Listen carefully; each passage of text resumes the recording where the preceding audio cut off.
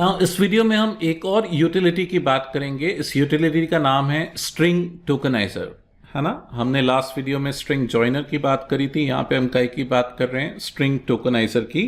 String tokeniser एक legacy class है, जावा 1 से अवेलेबल है। स्ट्रिंग जॉइनर क्या करता है, टुकड़ों को जोड़ के एक स्ट्रिंग बनाता है। जॉइनर है, ये टोकनाइजर है, एक स्ट्रिंग को टोकन्स में कन्वर्ट करता है, एक स्ट्रिंग को टोकन्स में, टुकड़ों में तोड़ता है। यहाँ टोकन्स बोले तो छोटे छोटे टुकड़ों में तोड़ता है। क्या नाम है इस क्लास का? String tokeniser. लेगेसी क्लास है। कब से आई? जावा 1 से आई। कौन से पैकेज से आ रही है? java.util। तो java.util.string tokenizer class allows you to break a string into tokens. अलग अलग छोटे छोटे टुकड़ों में तोड़ता है, टुकड़ों को हम टोकन्स बोल रहे हैं। It is a simple way to break a string. आप डिलिमिटर के बेस पे स्ट्रिंग को तोड़ सकते हो, सेपरेटर या डिलिमिटर के बेस पे स्ट्रिंग को तोड़ सकते हो। लेगेसी क्लास है, जावा 1 से है। इसके कंस्ट्रक्टर देखिए, स्ट्रिंग टोकनाइजर में आप स्ट्रिंग पास करोगे। अगर आपने डीलिमिटर नहीं बताया तो बाय डिफॉल्ट डीलिमिटर स्पेस होता है, स्पेस के बेस पे तोड़ता है। अगर आप स्पेस नहीं, कॉमा या कोलन के बेस पे तोड़ना चाहते हो तो आप डीलिमिटर को बता भी सकते हो। तो यहां देखिए दूसरे कंस्ट्रक्टर में क्या है, एक स्ट्रिंग है और क्या है, एक डीलिमिटर है। मैंने बोला एक स्ट्रिंग है और एक क्या है, डीलिमिटर। सो अगर आप डीलिमिटर नहीं बताते, what is the default delimiter? The default delimiter is space. फिर से रिपीट करूंगा, अगर आप डीलिमिटर नहीं बताते तो डिफॉल्ट डीलिमिटर स्पेस होता है। आप चाहो तो डीलिमिटर बता भी सकते हो। Now in the third constructor string pass कर रहे हैं और डीलिमिटर पास कर रहे हैं, और लास्ट आर्ग्यूमेंट एक बूलियन वैल्यू है। मैंने बोला लास्ट आर्ग्यूमेंट एक बूलियन वैल्यू है। अब ये boolean value obviously true false होगी। ट्रू बोले तो जब अपन टोकन्स में बांटेंगे तो डीलिमिटर भी टोकन में ऐड हो जाएगा। बाय डिफॉल्ट डीलिमिटर टोकन्स में नहीं आते। मैंने बोला बाय डिफॉल्ट डीलिमिटर्स टोकन में नहीं आते। अगर आप चाहते हो डीलिमिटर्स भी टोकन में आ जाएं, रिटर्न वैल्यू को क्या सेट करना पड़ेगा? ट्रू सेट करना पड़ेगा। अब इसके अंदर दो तरह के मेथड्स हैं। आप इन टोकन्स को, इन टुकड़ों को as a string pass fetch कर सकते हो और एज ऑब्जेक्ट फेच कर सकते हो। You can fetch the tokens as string और you can fetch the tokens as object. तो हैज मोर टोकन्स क्या बताएगा? टुकड़े हैं कि नहीं, टोकन्स हैं कि नहीं, होंगे तो ट्रू, नहीं तो क्या, फॉल्स। इसके थ्रू हम लूप चला सकते हैं।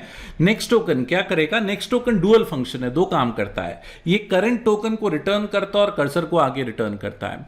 सपोज मेरे टोकनाइजर में 3 टोकन है ए बी सी, तो नेक्स्ट टोकन क्या करेगा? ए को रिटर्न करेगा, कर्सर कहां पे आएगा? बी पे। नेक्स्ट टाइम बी को रिटर्न करेगा, कर्सर कहां पर आएगा? सी पे। लाइकवाइज। और टोकन है कि नहीं पता करने के लिए आप क्या यूज कर सकते हो? Has more tokens. तो हम इन दोनों को जोड़ के एक लूप बनाते हैं। अभी मैं एग्जांपल में बताता हूं। तो टोकन है कि नहीं है? Has more tokens. अगला टोकन रिटर्न करो। सही बताऊं तो ये अगला नहीं, ये क्या करेगा? करंट टोकन को रिटर्न करेगा और कर्सर को आगे लेके जाएगा, है ना। ठीक उसी तरह नेक्स्ट टोकन डीलिमिटर आप स्पेसिफाई कर सकते हो, डीलिमिटर चाहिए कि नहीं चाहिए, है ना।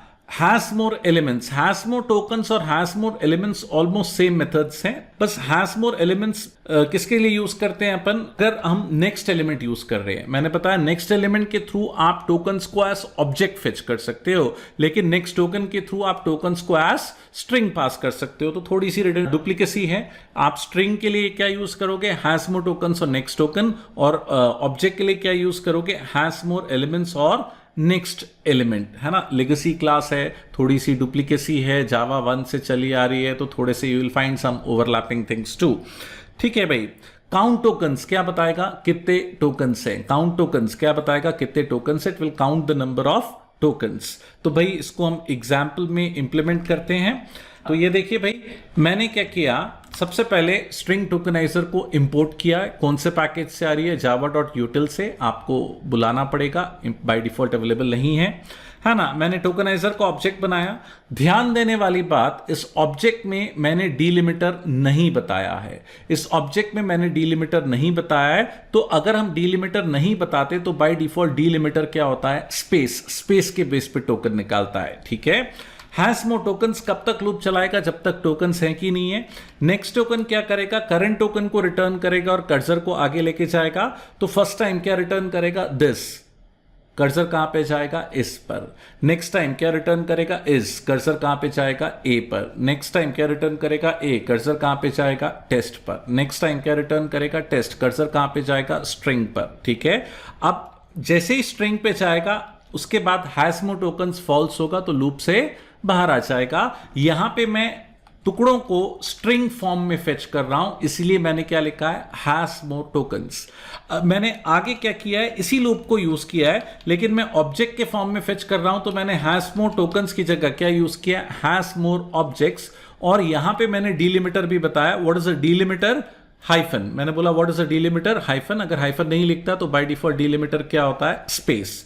तो काउंट टोकन्स क्या बताएगा, कितने टोकन्स हैं, काउंट टोकन्स क्या बताएगा, टोटल कितने टोकन्स हैं, यहां पे कितने टोकन्स हैं, 5। This is another test string, तो टोटल कितने टोकन्स हैं, 5।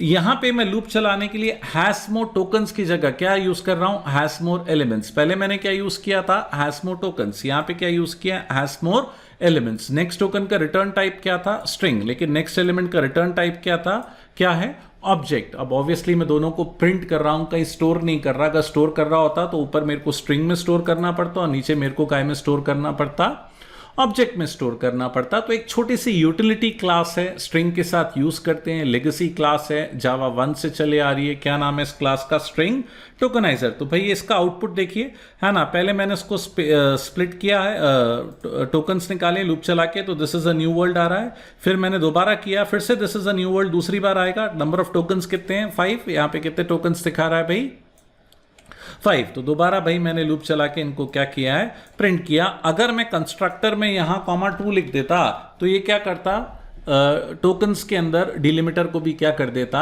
ऐड कर देता। तो एक छोटी सी क्लास स्ट्रिंग टोकनाइजर, कौन से पैकेज से, यूटिल पैकेज से, ठीक है, यूटिलिटी है काय पे काम करने के लिए, स्ट्रिंग के लिए। तो मैंने 2 यूटिलिटीज बताई, एक बताई मैंने लास्ट वीडियो में जॉइनर, जो टुकड़ों को जोड़ के जॉइन करता है, एक टोकनाइजर जो स्ट्रिंग को अलग अलग टुकड़ों में ब्रेक करता है।